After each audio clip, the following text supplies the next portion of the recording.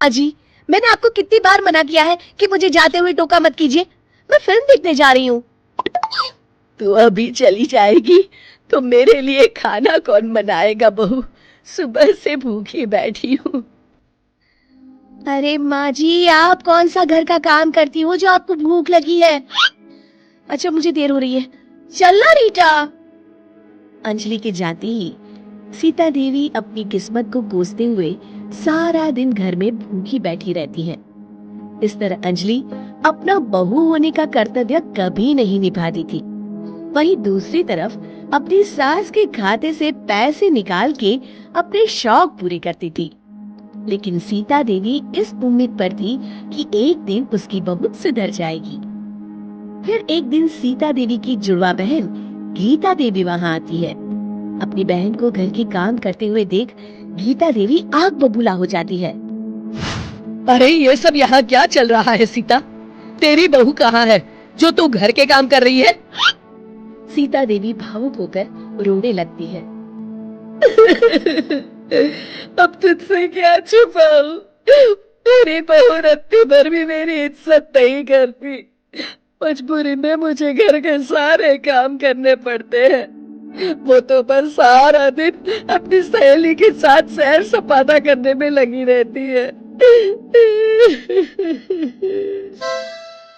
अच्छा, तो उस चिड़िया के पर निकल आए हैं। तू चिंता मत कर, मैं ऐसी कई बिगड़ैल बहुओं को ठीक कर चुकी हूँ। मैं इस चुड़ैल से निपटूंगी। तू कुछ दिनों के लिए मेरे घर चली जा, मेरी बहू तेरी अच्छी देखभाल करेगी। फिर दोनों बहनें आपस में साड़ियां बदल लेती हैं और सीता देवी अपनी बहन के घर चली जाती है। देर रात अंजलि जब घर आती है तो अपने कमरे का नजारा देख उसकी आंखें फटी की फटी रह जाती है। हे राम, मेरे कमरे का एसी कहाँ चला गया? और मेरा 56 इंच का एलईडी टीवी कौन ले गया? अंजलि तैस के साथ अपनी सास के कमरे में जाती है।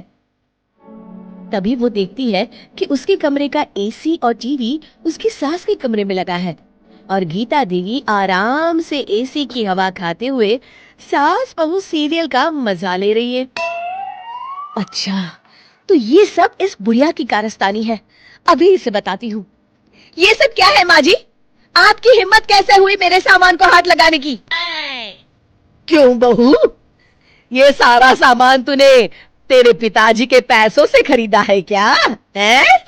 लगता है तू भूल गई कि ये सारा सामान मेरे पैसों से आया है, इसलिए मैं अपनी सारी चीजें अपने कमरे में उठा लाई। तुझे कोई ऐतराज है? चल जा यहाँ से, सीरियल का मजा किरकिरा मत कर।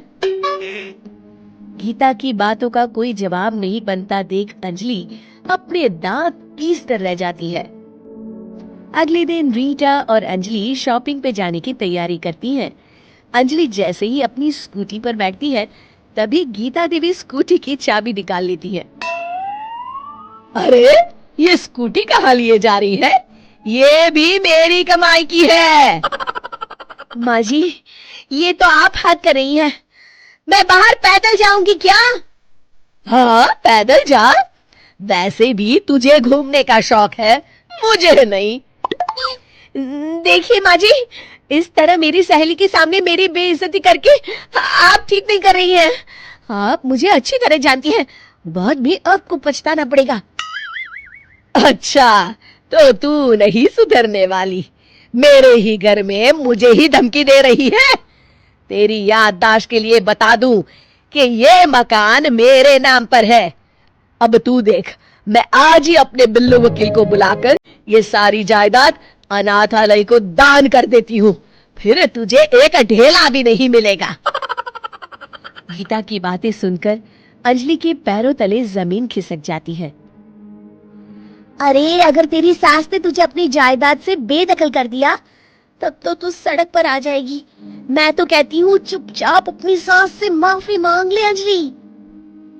हाँ, तू बिल्कुल सही कहती है, मेरी सास का कोई भरोसा नहीं है। अरे नहीं नहीं माँ जी, ऐसा गजब मत करिए। आज के बाद मैं आपको कोई तकलीफ नहीं दूंगी और घर के सारे काम ना मैं ही कर लूंगी। मैं आपको एक अच्छी बहू बनकर दिखाऊंगी। कुछ दिनों के बाद। ये लीजिए माँ जी, आराम से गाजर का हलवा खाइए। खुशबू तो बहुत अच्छी है। हाँ माँ जी, वैसे मैंने सब काम कर लिया है, तो मैं आपके पैर दबा दूं? आप आराम से हलवा खाइए। इस तरह गीता देवी अंजलि को सही रास्ते पर ले आती है और सीता देवी वापस अपने घर में आकर रहने लगती है।